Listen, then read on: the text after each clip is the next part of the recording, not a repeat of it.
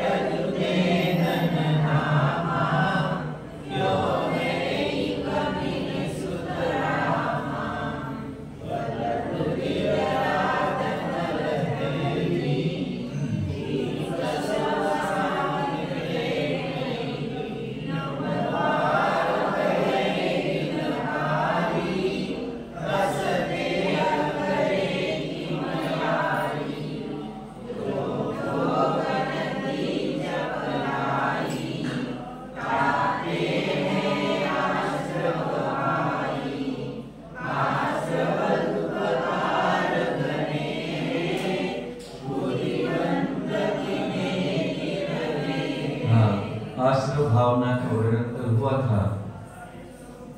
ये आश्रव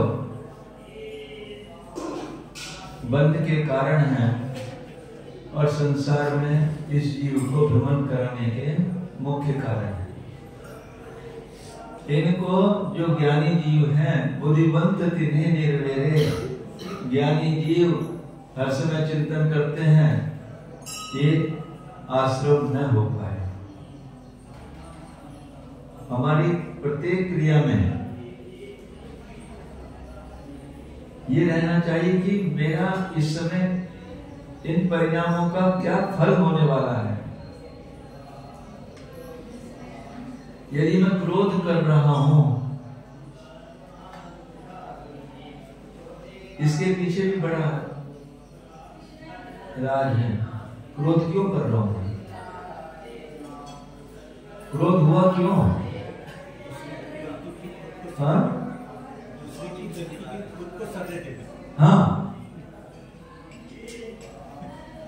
दूसरे की करनी खुद को सजा दे रहा है। यानी चारित्र मोहिनी का उदय आया, क्रोध का उदय आया, निमित्त तो सामने खड़ा ही रहता है, निमित्त तो सामने मिलेगा और तुमने उसमें अपना काम गड़बड़ कर लिया, एक्सीडेंट हो गया। तो संवर एक बॉडीगार्ड का काम करता है। आगे उसको पढ़ेंगे आप। जिनने पुण्य पाप नहीं कीना, आत्म अनुभव चित दीना। जिन पुण्य पाप नहीं कीना, आत्म अनुभव चित दीना। तिन ही विधियावत रोके संवर लई सुख अवलोके।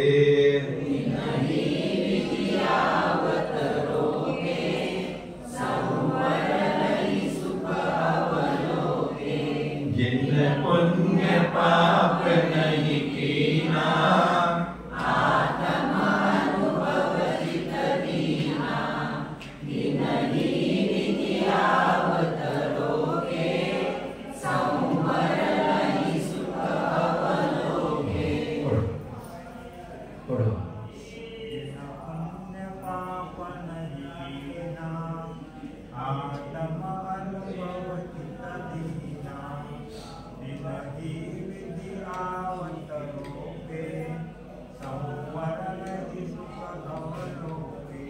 जिन पुण्य पाप नहीं कीना, यानी कर्म का उदय आया, उदय आने पर जिसने पुण्य रूप यानी सुख या दुख रूप अपने परिणाम नहीं किए।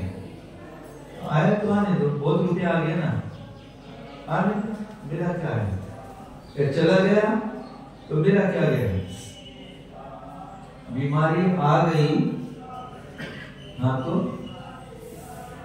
रात दिन है यार, आई तो आई, किसको आई, तो कर्म का उदय है। यानी जिसने दुख रूप या सुख रूप, पुण्य रूप या पाप रूप अपने परिणामों को नहीं किया, परंतु उस समय पर आत्म अनुभव चित्त दीना, अपने आत्मा के अनुभव में अपने उपयोग को स्थिर कर लिया। तो क्या किया उसने, फिर नाव में पानी आना बंद हो गया। जब तक सुराख खुला हुआ था नाव का, तब तक तो पानी आ रहा था। और दरवाजे पे यदि बॉडीगार्ड बैठा है तो कोई अंदर आ सकता है क्या? द्वारपाल बैठा है तो बिना परवानगी के आ सकता है क्या? ऐसे ही संवर द्वारपाल का काम करता है। दरवाजे नाव का छिद्र जिस तरह बंद कर देते हैं और फिर पानी का आना बंद हो जाता है, उसी प्रकार शुभ अशुभ भावों से ऊपर उठा हुआ ये जीव अपनी आत्मा के ध्यान में जब रहता है, तब कर्मों का आना भी बंद हो जाता है। और कर्मों के आने के बंद होने पर एक बहुत विशुद्ध अवस्था अपने अंदर प्रकट होती है। तिन ही विधि आवत रोके, जिसने अपने आत्म स्वभाव में अपने चित्त को लगा लिया है, वह ही जो कर्म आ रहे थे, विधि माने कर्म आ रहे थे, उसने आते हुए कर्मों को रोक दिया और संवर लह सुख अवलोके, और जब रोक दिया तो उसको अंतरंग में असीम सुख की प्राप्ति होती है। आश्रव हमारे ऊपर ऐसा हमला करता है, प्रति समय कर रहा है, अभी भी कर रहा है, नहीं कर रहा। आश्रव का हमला चल रहा है कि हमारे परिणाम शुभ रूप या अशुभ रूप हुए तो तुरंत अपना काम शुरू कर देता है। तो आश्रव के प्रहारों को रोकने के लिए ये संवर बहुत बड़ी ढाल है। योद्धा दूसरे के प्रहार को रोकने के लिए ढाल रखता है एक हाथ में ढाल, एक में तलवार, दूसरे का प्रहार रोकेगा ढाल से और अपना प्रहार करेगा। इसी तरह आश्रव के प्रहार को रोकने के लिए ये संवर हमारी ढाल का काम करती है। प्रति समय ये देखो कि हमारे परिणाम कैसे हो रहे हैं। क्या हमको टाल सकते हैं क्या? उन परिणामों को टाल सकते हैं क्या? टाल सकते हैं। मेरे परिणाम खराब क्यों हो, या मैं सुख रूप या परिणाम या दुख रूपी परिणाम अपने क्यों करूं? जो होना होने दो। तभी तो कहते हैं ज्ञाता दृष्टा बनो केवल। उसमें लिप्त मत हो। जहां हमने उसमें अपना उपयोग लगा लिया तो सुख दूर रूप या दुख रूप तो आश्रव तो होना चालू हो जाएगा। पूजा में आता है ना, शुभ और अशुभ की ज्वाला से झुलसा है मेरा अंतस्तर, शीतल समिकित किरणें फूटे संवर से। ये पूजन जो है जुगल किशोर जी की पूरा तत्व भरा हुआ है। यानी जुगल जी की यदि सारी पूजा ना करो, 1 घंटा 2 घंटा बैठकर एक ही पूजा कर लो तो इतनी विशुद्धि आती है इसमें। शुभ और अशुभ की ज्वाला से मेरा अंतस्तर झुलसा हुआ है, ये आत्मा तड़पती है। तू क्यों शुभ में जा रहा है, तू क्यों अशुभ में जा रहा है, मेरे पास रहना, तू बाहर जा ही क्यों रहा है। ये झुलसती है, ये झुलस रही है। अंतस्थल माने आत्मा। शुभ और अशुभ की ज्वाला से, दोनों को ही ज्वाला बताया, शुभ की भी ज्वाला है। ये दोनों ही पर घर है ना। अपने घर को छोड़कर तो दूसरे के घर में जा रहा है, चाहे सेठ का घर हो चाहे गरीब का घर हो, है तो दूसरा ही। तू अपने राजमहल को छोड़कर और कोई बड़ी उपमा दे दो, समताकुल मंदिर, कितनी बड़ी उपमाएं आचार्य ने दी आत्मा को कि उस घर को छोड़कर तू बाह्य में क्यों जा रहा है। तेरा अंतस्तर झुलसा हुआ है और यदि समर हो जाएगा तो ऐसी शीतल किरणें फूटेंगी। तो प्रतिदिन अपना कितना उपयोग इस 24 घंटे में मेरा अशुभ में गया है, कितना शुभ में गया और कितना शुद्ध में गया अपनी आत्मा में। देखो, यदि आप 24 घंटे का एनालिसिस करोगे तो अशुभ में बहुभाग, शुभ में 1 भाग और शुद्ध में बचा ही नहीं कुछ। 24 घंटे में शुद्ध में कितनी देर जाते हैं हम लोग। तो आचार्य कहते हैं क्यों इसको तड़पाते हो, किसको। कभी कभी चिंता नहीं करते ना इसका, जो मेरी वस्तु है इसके ऊपर हम कितने आक्रमण करते हैं। बाहर से तो सबसे क्षमा मांगते हो, इससे क्षमा मांगते हो क्या अनंत काल हो गया इसको दुख देते हुए, अब दुख नहीं दूंगा इसे। एक कल कहानी पढ़ रहे थे, एक राजा अपने लश्कर के साथ पूरे जा रहा था। रास्ते में एक छोटा बच्चा था, जंगल की बात है ये।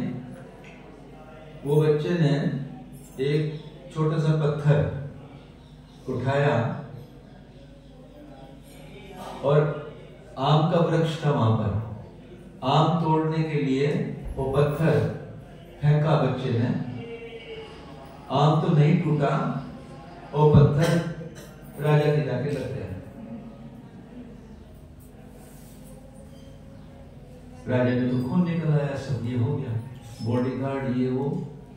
राजा ने कहा देखो भाई किसने पत्थर मारा, क्या दुश्मनी है, क्यों किया उसने ऐसा। तो वो बच्चा अपनी माँ के साथ खड़ा हुआ था और तो परेशान हो गया था, राजा को पत्थर लग गया। तो सब पहरेदार जो उसके बॉडीगार्ड हैं सब आए, कहा, माँ ने कहा कि मेरे बच्चे की गलती हो गई, मेरे बच्चे ने पत्थर मारा है। क्यों मारा? कि राजा को मारने का उसका भाव नहीं था, उसको पकड़ के ले गए बच्चे को, उसकी माँ को राजा के सामने। राजा ने पूछा क्या तुमने पत्थर मारा? हाँ राजा साहब, मैंने पत्थर मारा। क्यों मारा? कि मैं आम तोड़ने का भाव था, आम खाने का भाव था, तो इसलिए पत्थर मारा। वो गलती से आपको लग गया, क्षमा कर दो। और गिड़गिड़ाने लगा, पैर पड़ने लगा उनके। माँ भी वैसे राजा के सामने क्या, बहुत तकलीफ हुई। तो राजा ने अपने गले की माला निकाली और बच्चे के गले में डाल दी।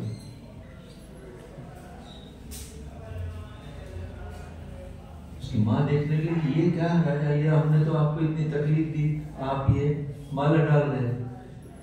तो राजा ने कहा, पेड़ को एक पत्थर मारने से वो पेड़ तुम्हें रस भरे फल देता है, मेरे को पत्थर लगा क्या मैं इतना भी नहीं दे सकता?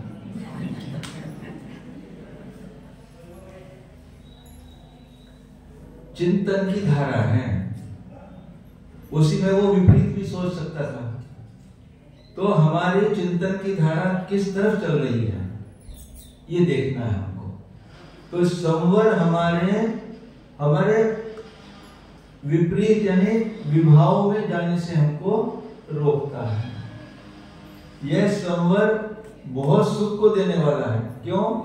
जब संवर होगा तो कर्मबंध रुक जाएगा और निद्रा तो बराबर हो ही रही है, और निद्रा भी बहुत तेजी से होने लगती है। जिन पुण्य पाप नहीं कीना, आत्म अनुभव चित्त दीना। इसको अकेले पढ़ना नहीं, अपने 24 घंटे में याद रखना है। कैसी भी विपरीत परिस्थिति आ जाए, इस शरीर को नष्ट होने की भी बात आ जाए, कितने भी बड़ी व्याधि डिटेक्ट हो जाए, घबराना नहीं। क्यों नहीं घबराना? क्योंकि इसका तो स्वभाव ही नष्ट होने का है, इससे ज्यादा तो कुछ नहीं हो सकता। शरीर के नाश के अलावा तो कुछ ज्यादा नहीं हो सकता। रुपया, पैसा, धन, स्त्री वगैरह सब चले तो पृथक है। एक शरीर भी यदि नष्ट होने की स्थिति आ जाए तब भी नहीं घबराना, क्योंकि इसका तो स्वभाव ही नष्ट होने का है। यदि इसके नष्ट होने में विभाव रूप परिणाम मैंने किया तो कर्मबंध और हो जाएगा, और इसको तो जाने ही पड़ेगा। तो ऐसी और किसी भी अवस्था में हमें घबराना नहीं। यदि ऐसा अभ्यास हमारे आने लगे तो संवर बढ़ता जाएगा और निद्रा भी बढ़ती जाएगी, और एक दिन ऐसा होगा नाव का पूरा जल बाहर हो जाएगा और हम सिद्धत्व को प्राप्त कर लेंगे। आप व्यापार भी करते हो, सब करते हो, उसको करते हुए भी अपने अंदर ऐसे भाव रहने चाहिए कि मेरा इसमें कुछ भी नहीं है। और अन्य विभाव रूप परिणाम, कषाय रूप परिणाम, ये कषाय इस जीव को बहुत तकलीफ करती है। प्रत्येक समय की यदि परिणाम देखो, पिछले बांधे हुए ना, तो अभी तो उदय में आ रहे हैं, और जब ये अभी के बांधे हुए कर्म आगे उदय में आएंगे तब क्या होगा? बहुत परेशान होना पड़ेगा ना। किसी भी एक हिंसक जीव को देखो, सर्प और नेवला को। नेवला समझते हो ना? सर्प का जो विरोधी होता है क्या बोलते हैं आप? मोमोस। हाँ, यानी देखो कितना बैर है, और वो स्थान मिला, वो दोनों एक जगह मिले, सारे में निमित्त मिल गए ना, द्रव्य क्षेत्र काल, और दोनों के भाव एक दूसरे के मारने के। ये कैसे चले आ रहे हैं? पूर्व जन्म से चले आ रहे हैं ना वे दोनों जीव। एक ही जगह मिले, एक ही क्षेत्र में एक नेवला बना, एक सर्प बना, और दोनों एक दूसरे को काट रहे हैं।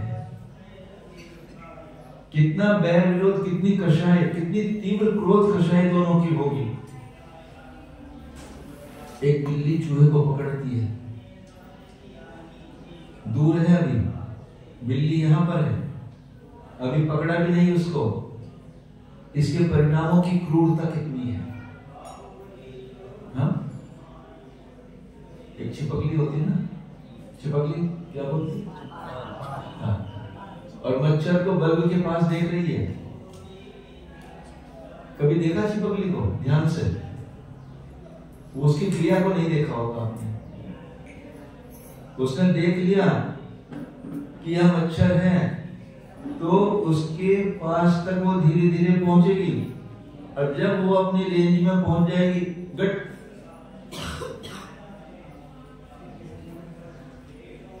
जब वो चल रही थी तब से इसके परिणामों में कितनी क्रूरता थी। अभी तो मच्छर को पकड़ा भी नहीं था, कितनी क्रूरता थी। कहने का तात्पर्य ये, यदि आज हम ऐसे परिणामों को बांधेंगे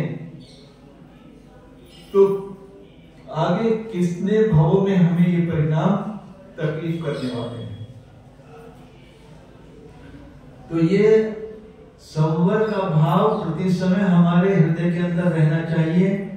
ये मैं परिणाम करूंगा, किसका बुरा होने वाला है? कषाय मेरी का उदय है ना। बाहर का व्यक्ति तो मात्र निमित्त मात्र है। एक उदाहरण कल आया था, एक व्यक्ति आपकी दुकान में आया, उसने कहा मुझे ये दिखाना है, तो दिखाओ। मान लीजिए साड़ी खरीदनी थी उसको, उसने एक साड़ी दिखाई, नहीं ये नहीं पसंद आई, दूसरी दिखाई, नहीं पसंद आई, ऐसे करीब करीब 50-100 साड़ी उससे खुलवा दी।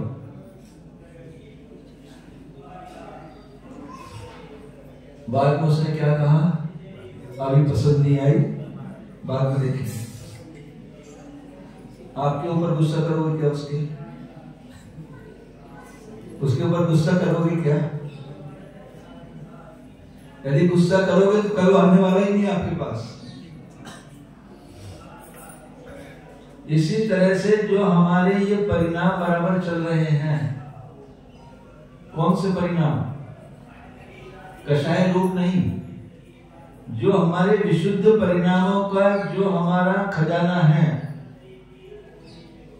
यदि हमारे पास आते हैं और उस समय विपरीत पर्याय परिसर को विपरीत विभाव हमको परेशान करते हैं, तो जाने दो इनको, कोई बात नहीं, फिर कोशिश करेंगे, फिर कोशिश करेंगे, फिर कोशिश करेंगे। इस तरह संवर भावना बताती है कि हमें प्रति समय अपने परिणामों को, इतने असंख्यात लोक परिणाम प्रमाण विभाव परिणाम है, इस समय कौन सा परिणाम, और इस मन की ऐसी दौड़ है, दौड़ते दौड़ते दौड़ते कहां तक पहुंच जाता है।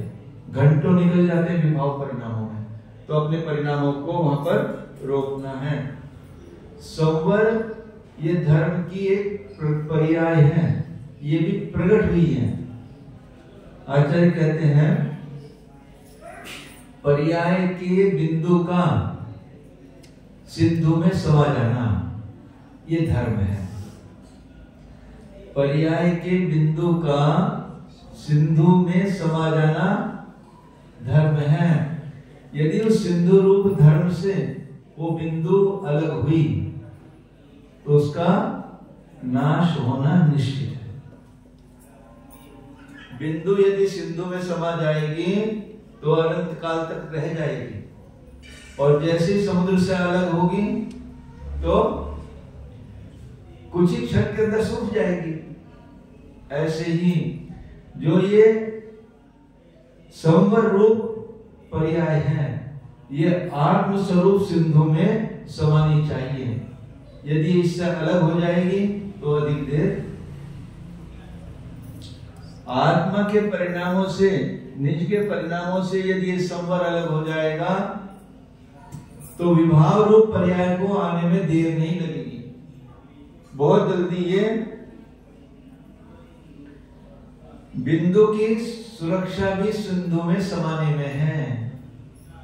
यानी हमारे संवर रूप पर्याय, संवर रूप बिंदु की, इस पर्याय की सुरक्षा किसमें है? अपने आत्म स्वरूप में समाने में है। यदि हम इससे बाहर गए तुरंत ही समाप्त हो जाएगा, देर नहीं लगेगी, क्योंकि बाहर तो इतने विभाव रूप परिणाम है, उनसे इसकी रक्षा नहीं हो पाएगी। हाँ, आगे एक और लेते हैं। निज काल पाए विधि झरना, तासो निज काज न सरना। निज काल पाए विधि झरना, तासो निज काज न सरना। तप कर जो कर्म खिपावे, सोई शिव सुख दर्शावे। तप कर जो कर्म खिपावे, सोई शिव सुख दर्शावे। निज काल पाए विधि करना, तासो निज काज न सरना। तप कर जो कर्म खिपावे, सोई शिव सुख दर्शावे।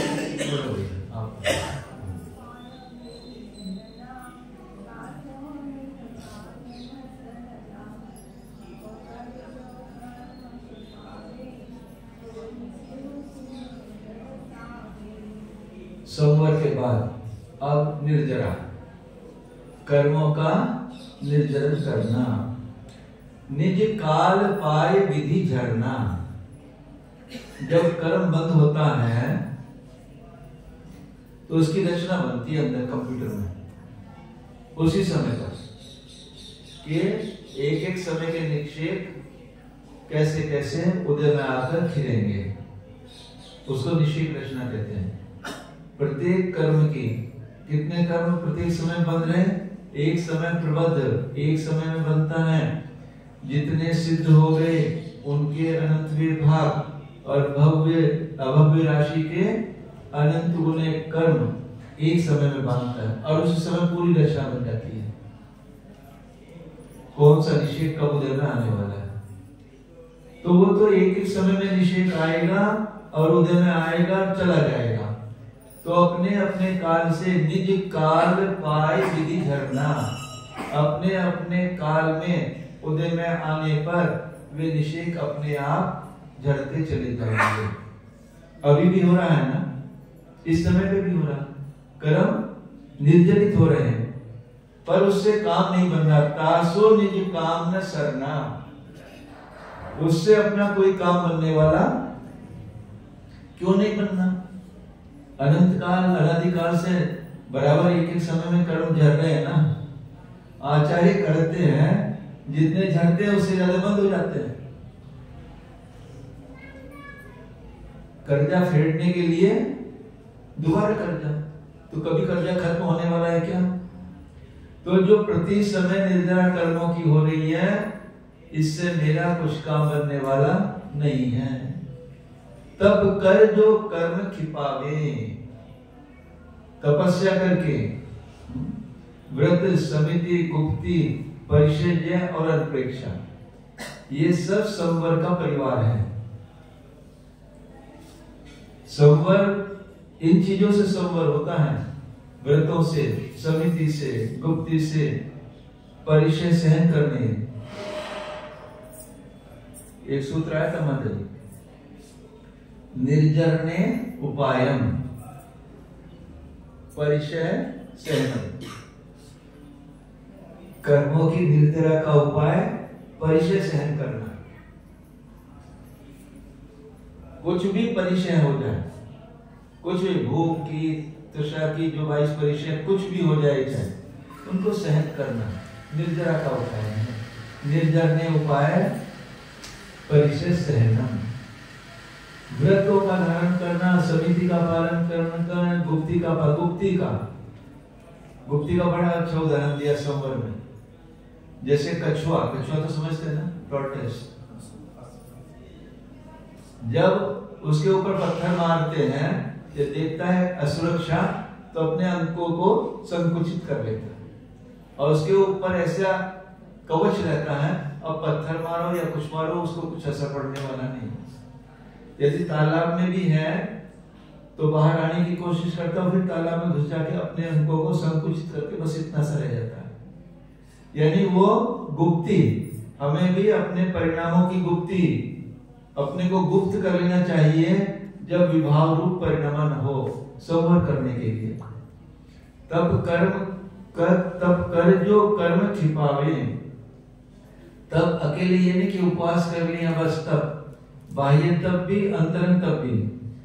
बाह्य तप अंतरंग तप के साधन हैं, बाह्य तप में ही अटकना नहीं है, उनको अंतरंग तप का साधन मान के बाह्य तप 6 प्रकार का और अंतरंग 6 प्रकार का, और समिति पूर्वक और गुप्ति पूर्वक व्रतों को धारण करते हुए तब कर जो कर्म छिपावे, तब रूप करके जो कर्मों की निर्जरा करता है, सो ये शिव सुख दर्शावे, वही मोक्ष सुख को प्रदर्शित करता, वही मोक्ष सुख को प्राप्त करता है। कभी चिंतन करते हो क्या? मान लीजिए सम्यक दर्शन तो हो गया, चौथा गुण स्थान, चौथे से 5वें गुण स्थान में प्रत्येक समय में कितनी निर्जरा है? एक एक समय में असंख्यात गुनी निर्जरा है। उसका एक चार्ट दिया है। पहले समय में मान लीजिए 1 निर्जरा हुई, तो दूसरे समय में 4, तीसरे समय में कितनी? 16, और चौथे समय में 64। एक समय, 2 समय, 3 समय, 4 समय, इतने में ही एक गुणित क्रम से, असंख्यात गुणित क्रम से निर्जरा होती है। तो अपने को ऐसा लगता नहीं कि निर्जरा करना है क्या? तो हम क्या देश व्रत भी नहीं धारण कर सकते?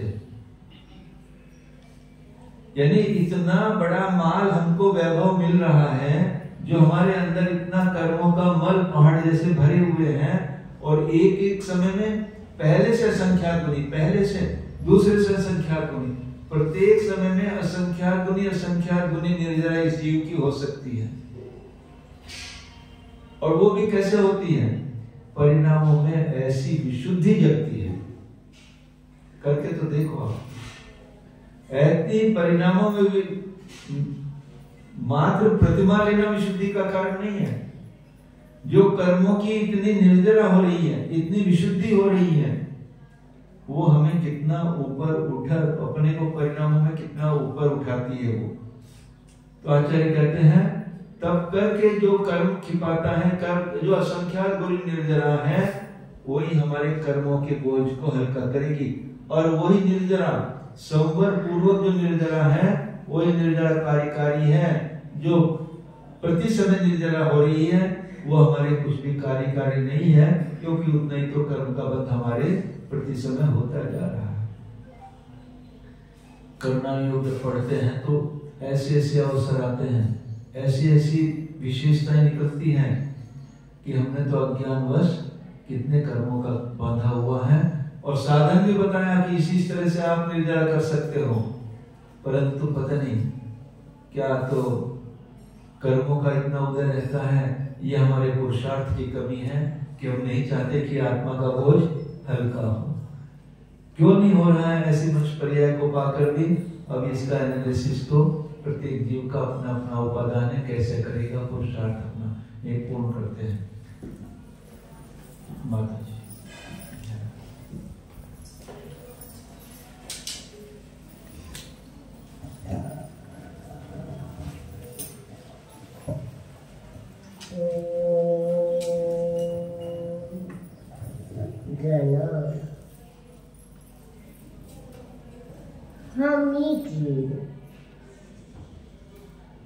विशिष्ट पर्याय सहित जीव तत्व नाही, मी जीव तर 7 तत्व रहित, हे माझे जीवत्व अनादि अनंत शाश्वत शुद्ध आहे। या माझ्या शुद्ध जीव द्रव्यामध्ये असंख्यात लोक प्रमाण विभाग भाव अजीव तत्व नाही, अजीव द्रव्य नाही, मी तर 7 तत्व रहित अनादि अनंत शाश्वत शुद्ध आहे. माझ्या या जीवद्रव्यामध्ये आश्रव तत्व नाही. आश्रव दुःखकार घनेरे, दुःख देणारे, संसारात परिभ्रमण करायला लावणारे आश्रव तत्व माझ्या शुद्ध जीवद्रव्यामध्ये नाही. हा मी जीव सात तत्व रहित अनादि अनंत शाश्वत शुद्ध आहे. माझ्या या शुद्ध जीवद्रव्यामध्ये बंध तत्व नाही.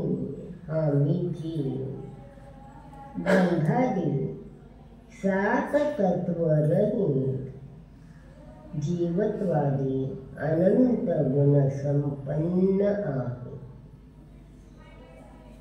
माझ्या या शुद्ध जीवद्रव्यामध्ये एक देश उपादेय असणारे संवर तत्व नाही.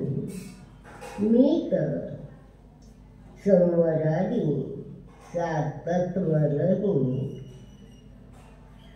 जीवत्वादी अनंत गुण संपन्न जीव आहे. माझ्या या शुद्ध जीवद्रव्यामध्ये एक देश उपादेय असणारे निर्जरा तत्व नाही. हा मी जीव निर्जरादी तत्व रहित जीवत्वादी अनंत गुण संपन्न अनादि अनंत शाश्वत शुद्ध आहे.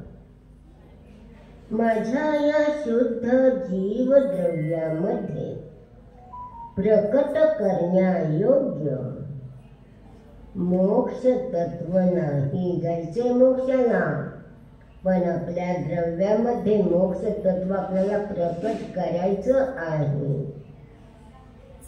शुद्ध जीवद्रव्यामध्ये हे मोक्ष तत्व सुद्धा हा मी जी मोक्ष तत्व रहित सात तत्व रहित जीवत्वादी अनंत गुण संपन्न हा माझा कारण परमात्मा अनादि अनंत शाश्वत शुद्ध आहे.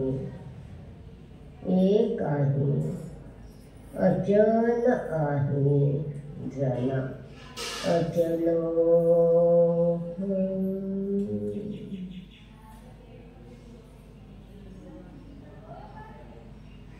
एको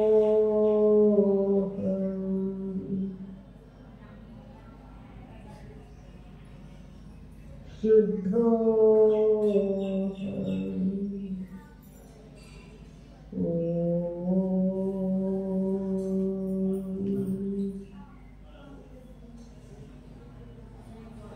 शांति शांति शांति.